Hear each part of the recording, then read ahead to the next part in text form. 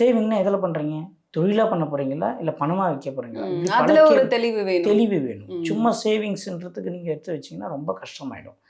நீங்கள் செய்ய போகின்ற திட்டங்களை வெளியே சொன்னால் உங்களுக்கு பிரச்சனை கண்டிப்பாக உண்டு. அது சக்ஸஸ் ஆகாது. அப்போ வந்து மனசுக்குள்ளேயே வச்சுக்கலாமா? என்ன பண்ணலாம் சார்? உங்களுடைய திட்டங்களை அந்த செயல் செய்வதற்கு யாரெல்லாம் தேவைப்படுவாங்களோ அவங்ககிட்ட மட்டும் தான் இன்ஃபார்மே பண்ணணும்.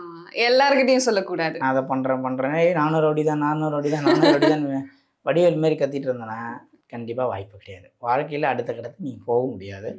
12க்குரியவன் வக்ரமாவது ஒரு சிறப்பு. ஆனால் 11க்குரியவனும் சேர்ந்து வக்ரமாவதால் உங்களுடைய வெற்றி என்பது உங்களுடைய பொறுமை, உங்களுடைய நிதானம், உங்களுடைய இன்வெஸ்ட்மெண்ட்டு, உங்களுடைய வெளிநாட்டு வாழ்க்கை இதிலெல்லாம் சேர்ந்து அடங்கி இருக்கிறது. கால் சம்பந்தப்பட்ட விஷயங்களில் பிரச்சனை வருவதற்குண்டான வாய்ப்புகள் உண்டு.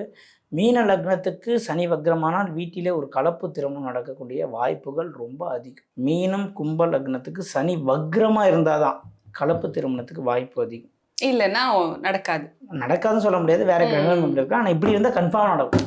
சனி வக்ரமா இருந்தால் கன்ஃபார்மாக நடக்கும். சனி வக்ரம்னா கலப்பு திருமணம் கன்ஃபார்மாக நம்ம சொல்லிடலாம். அதில் எந்த விதமான மாற்று கருத்துமே கிடையாது. இல்லை லவ் மேரேஜ்னு சொல்லலாம், இல்லை விருப்பப்பட்ட திருமணம் சொல்லலாம். இப்படிலாம் பண்ணுறவங்களுடைய வாழ்க்கை ஓரளவுக்கு மேனேஜ் ஆகி ஓடிடும். ரொம்ப ரேராக தான் சில பேர் அரேஞ்ச் மேரேஜ் எல்லாம் பண்ணுவாங்க. சில பேருக்கு விருப்பப்பட்டிருப்பாங்க, அவங்களுடைய வாழ்க்கை துணை அமைஞ்சிருக்காது. ஆனால் அவங்க வாழ்க்கையில் சனி வக்ரமான காதல் உண்டு.